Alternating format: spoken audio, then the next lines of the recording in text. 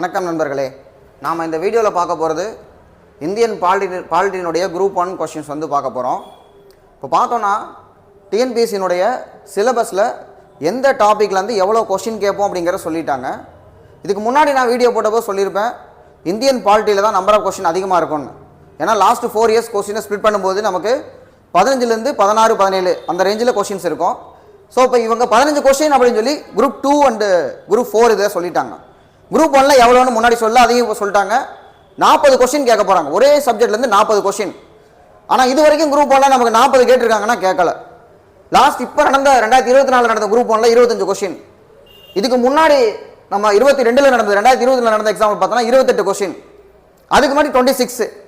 So ஆக மொத்தம் 30க்கு மேலே போனதே கிடையாது. அப்போ 40 கொஸ்டின் கேட்குறாங்கன்னா ஒன்று நிறைய கேள்வி எல்லா டாப்பிக்லேருந்துமே எடுத்துடணும். அப்போ தான் 40 கொஸ்டின் வந்து கேட்க முடியும். ஸோ இப்போ என்ன கேட்டிருக்காங்க அப்படிங்கிறத நம்ம பார்ப்போம்.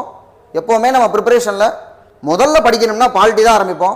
ஃபஸ்ட்டு எங்கே போய் நீங்கள் கிளாஸ் அட்டன் பண்ணிங்கனாலும் முதல்ல எடுக்கக்கூடிய டாபிக் வந்து பார்த்தோம்னா இந்தியன் பாலிட்டி. அதுக்கப்புறம் இந்தியன் நேஷனல் மூவ்மெண்ட் ஹிஸ்ட்ரிக்குள்ளே போய் அப்படியே எல்லா டாப்பிக்கும் எடுக்க ஆரம்பிப்பாங்க. ஸோ நாமளும் பாலிட்டிலேருந்து ஸ்டார்ட் பண்ணுவோம். ஃபஸ்ட்டு கொஸ்டின் பாருங்கள். The article that states the role of scientific temper. Scientific temper, அறிவியல் மனப்பான்மை, அறிவியல் மனநிலை அப்படிங்கிறது எங்கே இருக்குது அப்படின்னு கேட்டிருக்காங்க.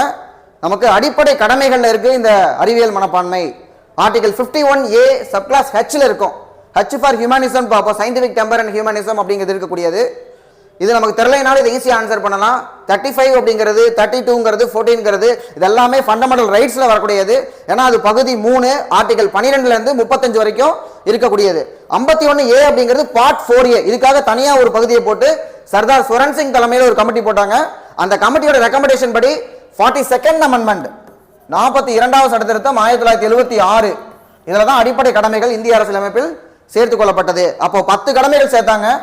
11வது கடமை ரொம்ப முக்கியமானது, பலமுறை டிஎன்பிஎஸ்சியில் கேட்கப்பட்டது. 6 முதல் 14 வயதுக்குட்பட்ட குழந்தைகளை படிக்க வைப்பது பெற்றோர் அல்லது பாதுகாவலருடைய கடமை அப்படின்னு சொல்றாங்க. 86th அமெண்ட்மெண்ட் 2002 அது வந்து கொண்டு வந்தாங்க. சரியா? அடுத்த கொஸ்டின் நம்ம பார்ப்போம். ஈஸியான கேள்வி இதை கண்டிப்பாக நம்ம ஆன்சர் பண்ணிடலாம்.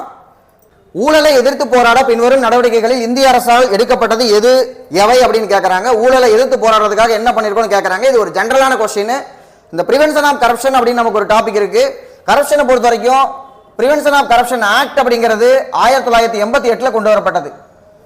கரப்ஷன் குறித்து ஆராய போடப்பட்ட கமிட்டி பாத்தீங்கன்னா கே சந்தானம் கமிட்டி. பலமுறை கேட்கப்பட்ட கேள்வி அது Santhanam committee. Santhanam committee recommendation படி தான் 1963ல சிபிஐ, 1964ல சிவிசி சென்ட்ரல் விஜிலன்ஸ் கமிஷன். இந்த சென்ட்ரல் விஜிலன்ஸ் கமிஷனுக்கு ஒரு முக்கியமான கேஸ் இருக்கு, வினித் நாராயணன் கேஸ். ஏன்னா சிவிசி அமைக்கப்பட்ட போது அது ஒரு எக்ஸிகியூட்டிவ் பாடி, சட்டமுறைப்படி அமைக்கல. 2003ல தான் சட்டம் போட்டாங்க.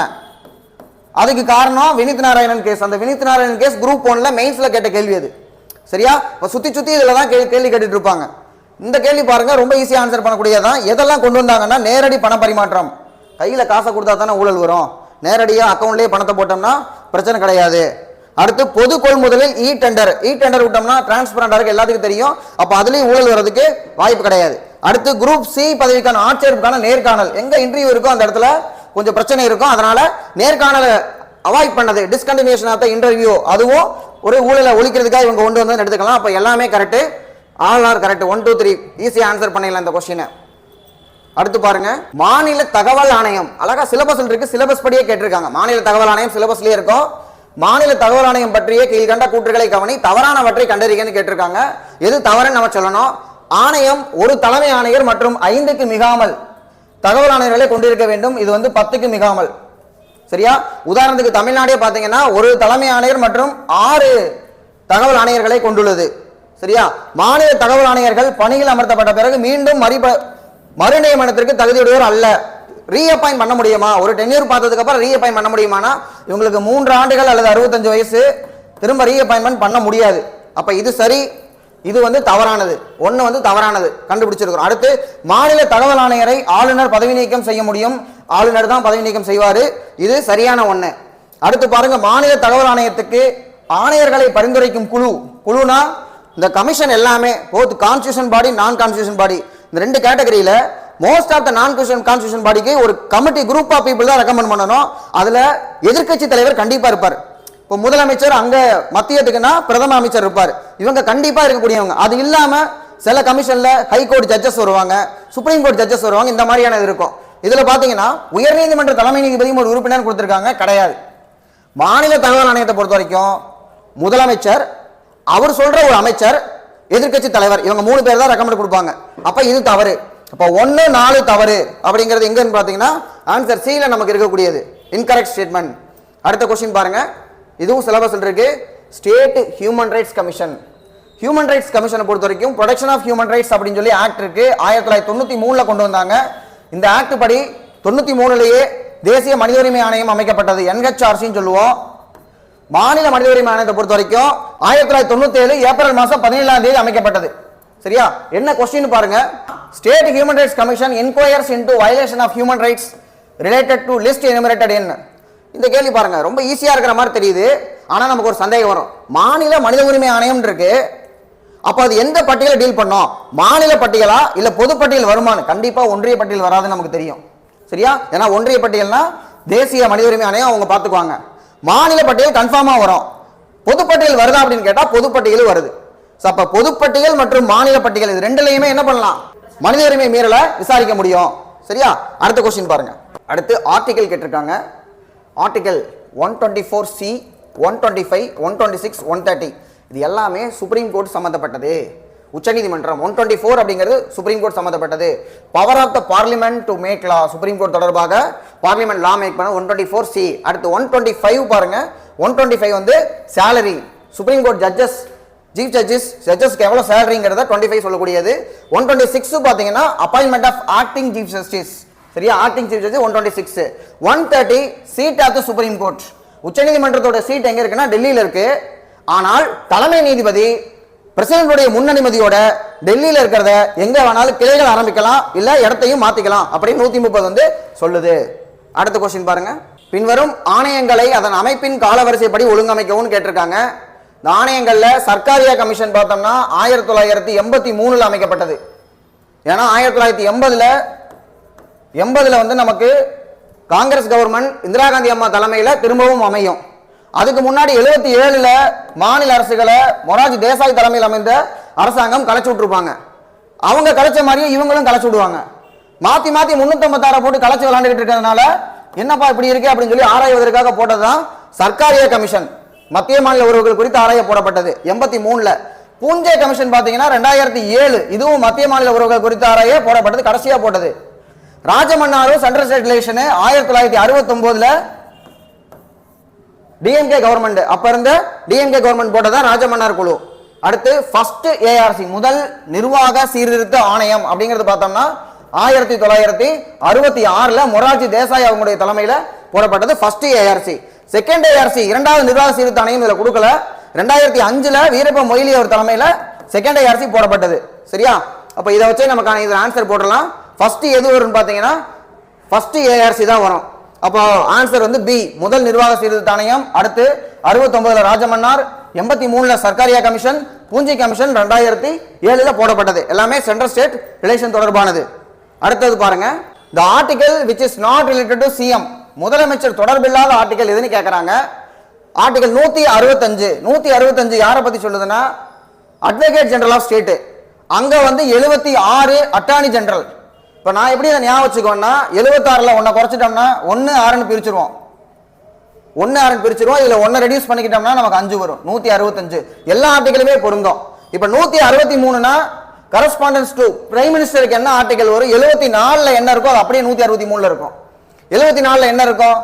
74 பாத்தீங்கன்னா உங்களுக்கு பாகுபலி படத்துல சிலை சீன் வரும்ல, பல்வாலுடைய சிலையை வைப்பாங்க, பின்னாடி பார்த்தா பேக்ரவுண்ட்ல பெருசா பாகுபலியோட சிலை தெரியும்.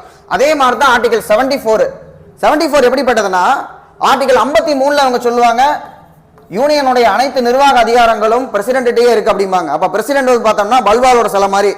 74ல சொல்லுவாங்க அதுக்கு பின்னாடி இல்லப்பா பிரசிடென்ட் அவரா எதையுமே செய்ய முடியாது, பிரதமரை தலைமையாக கொண்ட ஒரு அமைச்சரவை குழு இருக்கு, அமைச்சரவை குழு சொல்றதை கேட்டு மட்டும்தான் பிரசிடென்ட் பண்ணணும்னு 74ல சொல்லுவாங்க. அப்ப அதே தான் இங்க கவர்னர் இருப்பாரு, கவர்னர் அவரா எதையும் பண்ணக்கூடாது. கவர்னர் என்ன பண்ணணும்? முதலமைச்சரை தலைமையாக கொண்ட அமைச்சரவை குழு சொல்றதை கேட்டுதான் நடக்கணும்னு 163ல தெளிவா சொல்லியிருக்காங்க. அதே மாதிரி ஆர்டிகல் 75க்கு என்ன வருமோ அதான் 164க்கு முதலமைச்சரை நியமிப்பவர் கவர்னர், முதலமைச்சருடைய பரிந்துரையின் அடிப்படையில் மற்ற அமைச்சர்களை நியமிப்பவரும் கவர்னர் தான். சோ முதலமைச்சர் சொல்றதை கேட்டுதான் கவர்னர் அமைச்சர்களை நியமிக்கணும் அப்படின்னு 164 சொல்லியிருக்காங்க. சரியா? இன்னொன்னு, சோலாங்கஸ் எவ்வளவு நாள் வரைக்கும் பெரும்பான்மை இருக்கோ அப்போ அமைச்சரவை குழு கூட்டாக சட்டமன்றத்துக்கு பொறுப்புடையது அப்படிங்கிறது 164 தான் வரும். அடுத்து 167 பாத்தீங்கன்னா அங்க 78ல இருக்கிறது. கவர்னருக்கும் அமைச்சரவை குழு கடையில முதலமைச்சர் பாலமாக செயல்படுவார், அங்க பிரதமர் பாலமாக செயல்படுவார், ரெண்டு பேருக்கு கடையில அப்படிங்கறதா 78லயும் 167லயும் வரக்கூடியது. அப்போ இது மூணுமே முதலமைச்சரை பத்தி சொல்லுது. எது சொல்லாதுன்னா 165, ஏன்னா அது அட்வொகேட் ஜெனரல் ஆஃப் ஸ்டேட்டை பத்தி சொல்லக்கூடிய ஆர்டிகல். இதே மாதிரி ஸ்பீக்கருக்கு என்ன ஆர்டிகல் பாத்தீங்கன்னா 93 சபாநாயகருக்காக சொல்லக்கூடிய ஆர்டிகல்.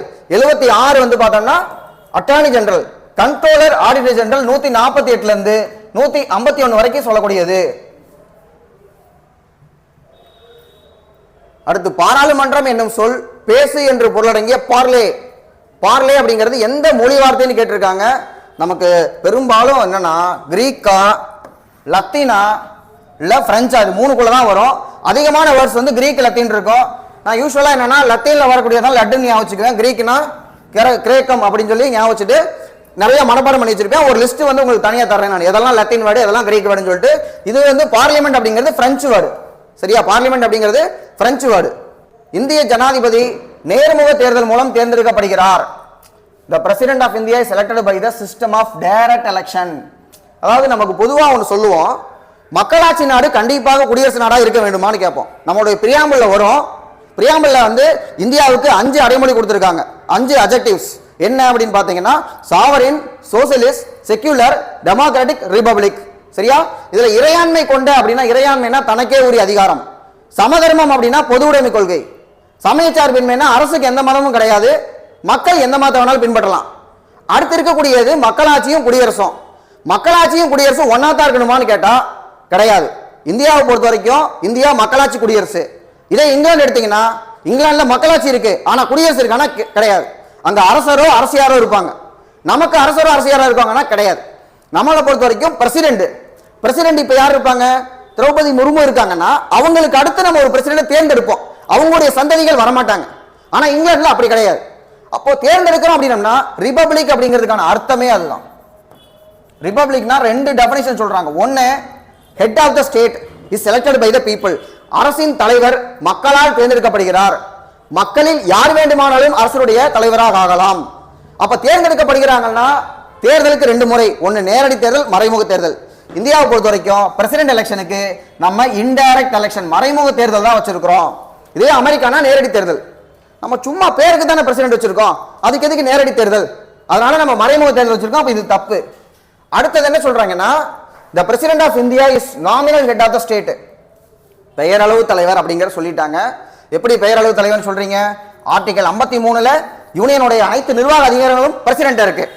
ஆனா 74ல சொல்றாங்க பிரசிடென்ட் அவராக எதையும் பண்ணக்கூடாது, எல்லாத்தையுமே கவுன்சில் ஆஃப் மினிஸ்டர் அமைச்சரவை குழுவை கேட்டு தான் பண்ணணும், பிரதமரை தலைமையாக கொண்ட அமைச்சரவை குழுவை கேட்டு தான் பண்ணணும் அப்படிங்கிறாங்க.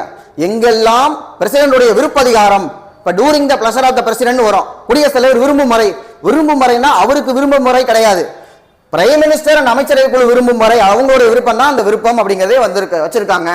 சோ அப்ப இந்த நாமினல் பெயரளவு தலைவராக தான் நம்ம வச்சிருக்கிறோம் பிரசிடென்ட். அடுத்த கேள்வி பாருங்க. அடுத்து டிபிஎஸ்பிக்கு போயிருக்க அடுத்த கொஸ்டின் லட்சுமிகாந்த்ல இருந்து டைரக்டா அப்படி எடுத்திருக்காங்க. கிரிட்டிசிசம், அரசு நெறிமுறை கொள்கைகளை, நோக்கங்கள் மற்றும் விளைவுகளின் அறிக்கை, manifesto of aims and aspiration அப்படின்னு சொன்னவர் யாருன்னு கேட்டா கேசி வியரி. இந்த கேசி வியரை தான் என்ன சொல்லியிருக்காருன்னா, இந்தியாவில் இருக்கக்கூடிய கூட்டாட்சி ஒரு அரைகுடை கூட்டாட்சி அப்படின்னு சொன்னவரு கேசி வியரி தான். டிடி கிருஷ்ணமாச்சாரி சிம்பிளா டஸ்ட்பின் அப்படின்ட்டாரு. சரியா? அம்பேத்கர் அப்படி சொல்லுவாரா? அவர் சொல்ல மாட்டார். ஏன்னா அவரு தான் டிராஃப்டிங் பண்ணவர், வரைவு குழுவுடைய தலைவர் அவர் தான் எழுதி கொடுத்தவர். இவர் சொல்றாரு சிறப்பு முயற்சிகள் 10th புக்லயே இருக்கும், நாவல் ஃபியூச்சர்ஸ் ஆஃப் இந்தியன் கான்ஸ்டிடியூஷன் என்று எதை சொல்றாரு? டிபிஎஸ்பி சொல்றாரு. சரியா?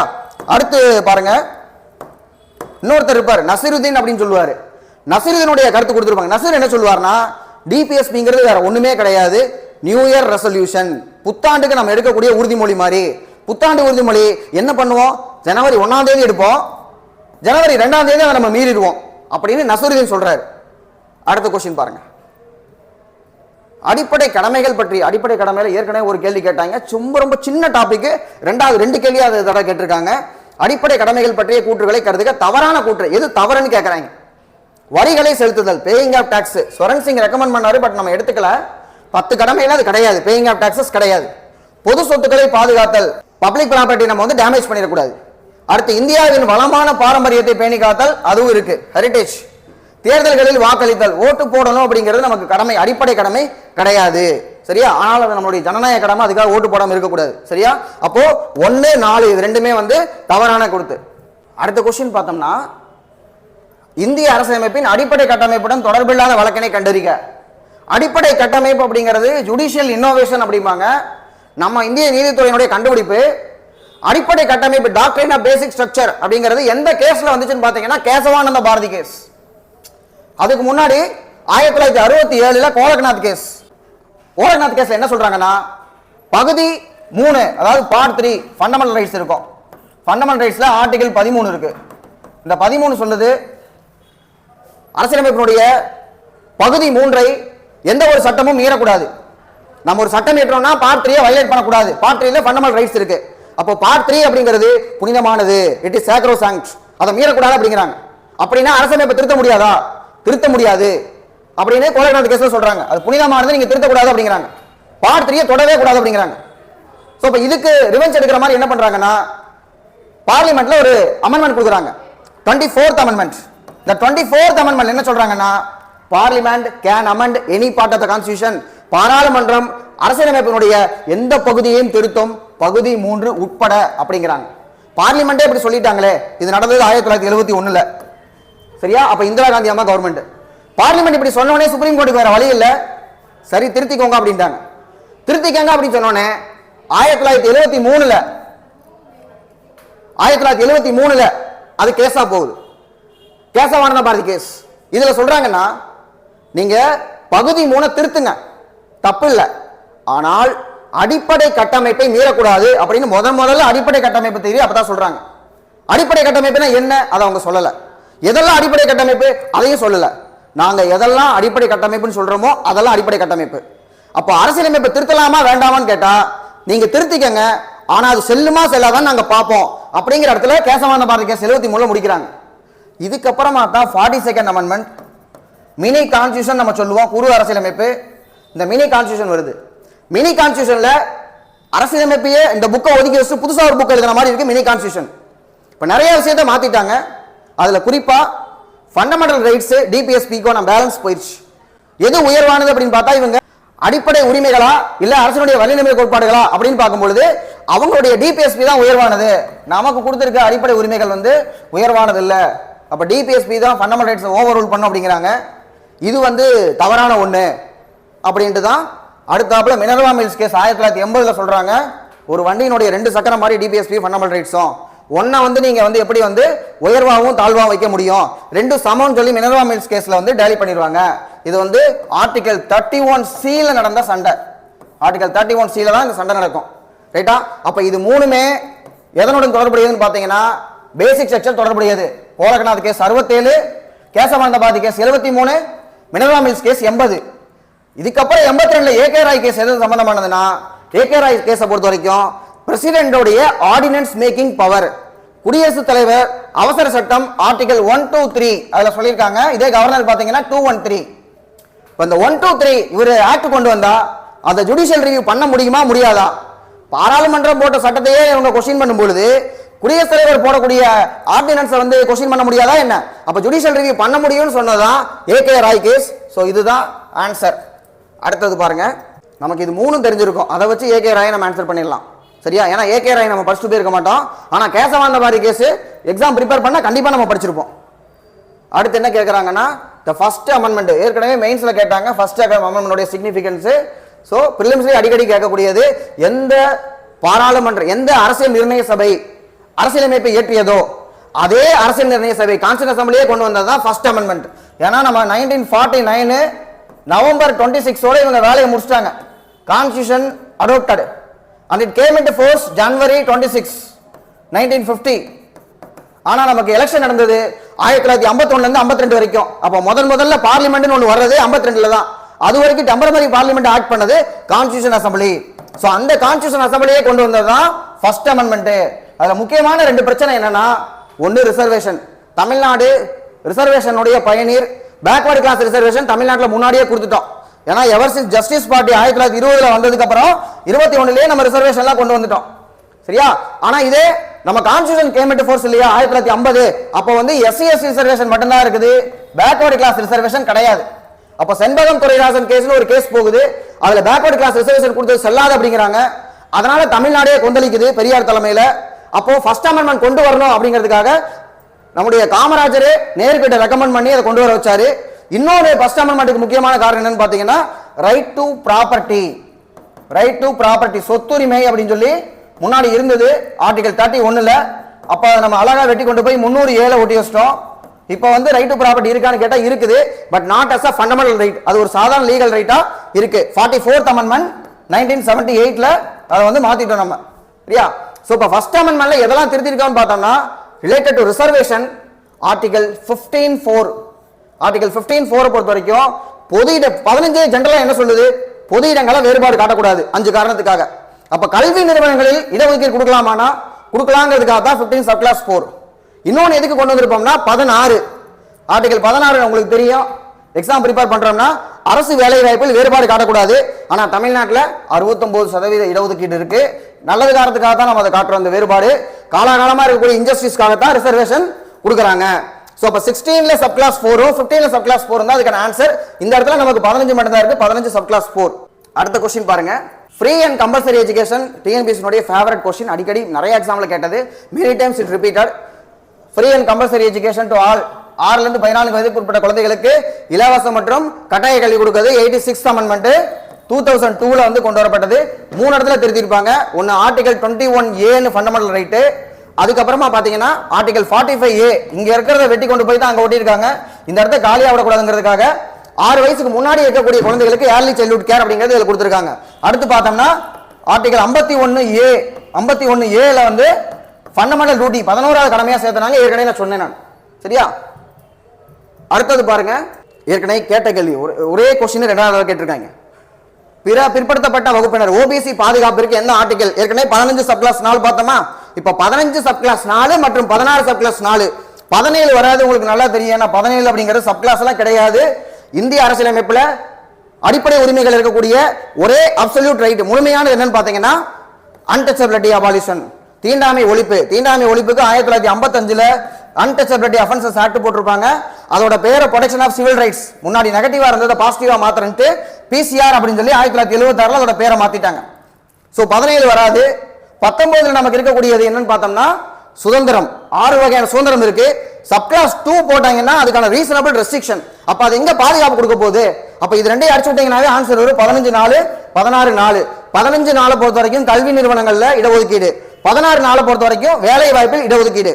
அடுத்த क्वेश्चन வந்து பார்த்தோம்னா தமிழ்நாடு அரசினுடைய சமூக நலத்துறையுடைய வெப்சைட்ல கொடுத்திருப்பாங்க. டொமஸ்டிக் வயலன்ஸ் பத்தி பார்த்தோம்னா நமக்கு டொமஸ்டிக் வயலன்ஸ்னா 2005ல ஆக்ட் வந்ததுன்னு தெரியும், அதை படிச்சிருப்போம் நம்ம.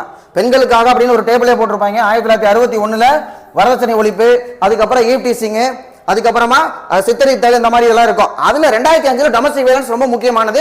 பெண்களுக்கான பாதுகாப்பு கொடுக்குது, குடும்பத்திலிருந்து பாதுகாப்பு கொடுக்குது. அது வந்து பார்த்தோம்னா 60 நாளைக்குள்ள ரெமெடி கொடுக்கணும் அப்படிங்கிறது அதனுடைய மேண்டேட்.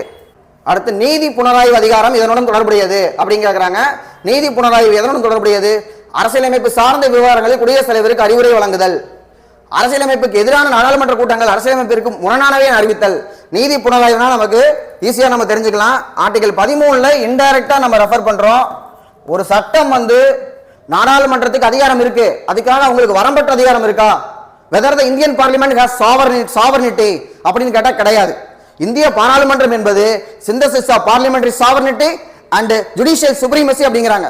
சரியா? அதுக்கு என்ன அர்த்தம்னா நாடாளுமன்றம் போடக்கூடிய எல்லா சட்டமும் அப்படியே வந்துடாது. நாளைக்கே நம்ம எல்லாரும் தலைகீழாகத்தான் நடக்க வேண்டும் சட்டம் போட்டா நம்ம ஃபாலோ பண்ணுவோமா? கிடையாது. கோர்ட்டுக்கு போவோம், அது தப்பு, அடிப்படை உரிமையை வயலேட் பண்ணி சொல்லி மாத்தி வாங்கிறோம் நம்ம.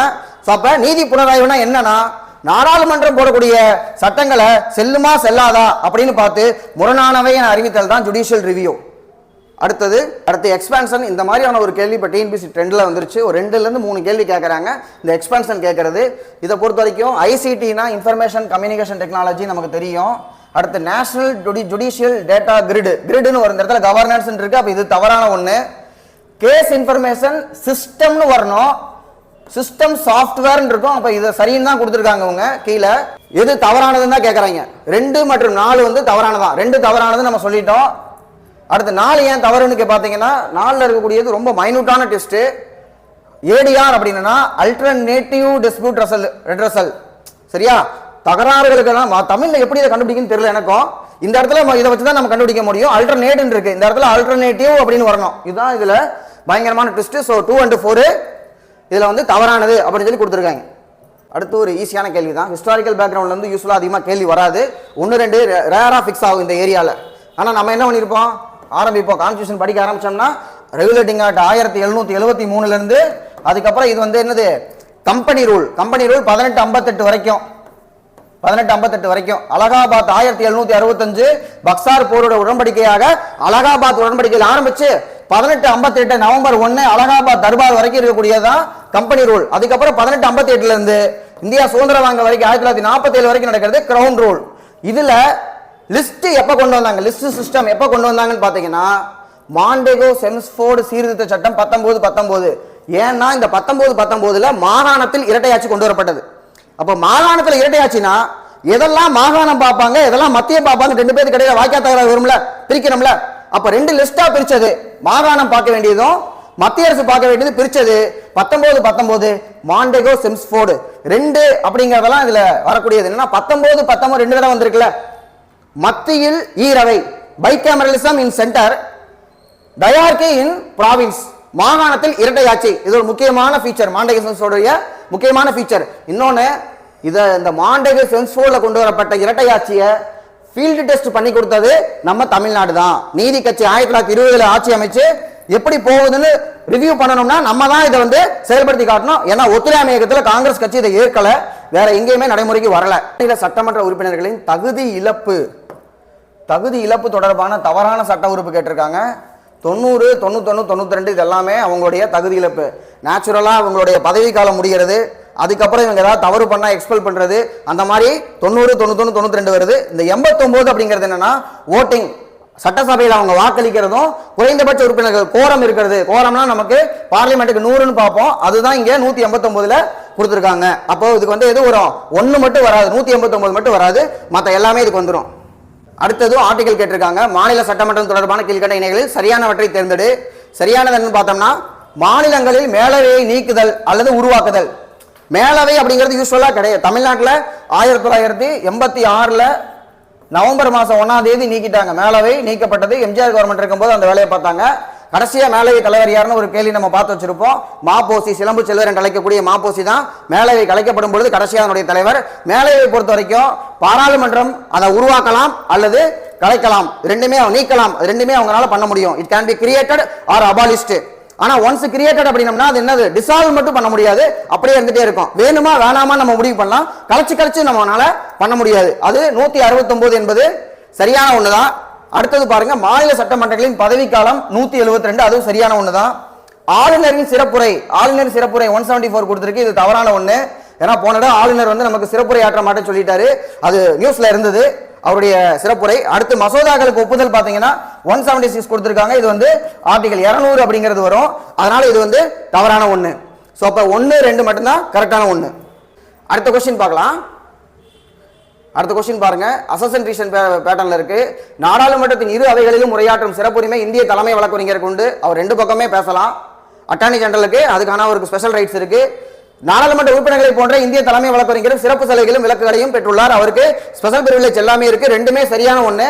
ஆனா இதுக்கு இது வந்து கூற்றுக்கு வந்து காரணம் சரியான விளக்கம் கிடையாது.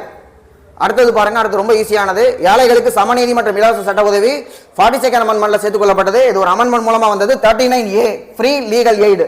நால்சா அப்படிங்கிறது கொண்டு வந்திருப்பாங்க. நால்சா சட்டம் எந்த வருஷம் அப்படின்னு பாத்தீங்கன்னா 1987 தான் நால்சா கொண்டு வரப்பட்டது. நேஷனல் லீகல் சர்வீசஸ் அத்தாரிட்டி அப்படிங்கிறது 1987 கொண்டு வந்தாங்க. இது ஒரு முக்கியமான டாபிக், ஃப்ரீ லீகல் எய்டு. அடுத்த கொஸ்டின், சுரண்டலுக்கு எதிரான உரிமை. இது ஃபண்டமெண்டல் ரைட்ஸுக்கு போகுது. ரொம்ப ரொம்ப ரொம்ப ஈஸியான ஒண்ணு. சுரண்டலுக்கு எதிரானதுன்னா நமக்கு ரெண்டே ஆர்டிகல், ஆர்டிகல் 23 மற்றும் 24. 23ல தான் நமக்கு கொத்தடிமை ஒழிப்பு இருக்கு. கொத்தடிமை ஒழிப்பு பார்த்தோம்னா 1976ல ஆக்ட். 24th ஆர்டிகல், ஆர்டிகல் 24 பார்த்தோம்னா குழந்தை தொழிலாளர். அது ரெண்டு மட்டும் எங்க இருக்குன்னு பாருங்க. ஆள் கடத்தல், ஆள் கடத்தல்னா 23க்கு வந்துடும். சரியா? அடுத்து உயிர் வாழ்வதற்கான பாதுகாப்பு ஆர்டிகல் 21. அப்ப இது வராது. உயிர் வாழ்தல், நம்ம உயிரோடு இருக்கிறது, அப்புறம் சுதந்திரமா இருக்கிறது, இது ரெண்டுமே ஆர்டிகல் 21 டீல் பண்ணுது. தொழிற்சாலைகளில் குழந்தை தொழிலாளர்களை தடுத்தல், குழந்தை தொழிலாளர் 24. அப்போ 3 வராது, 2 and 4 மட்டும் தான் அதுல வருது. எழுத்து வடிவம், சிறுபான்மையினர் கலாச்சாரம் ஆர்டிகல் 29.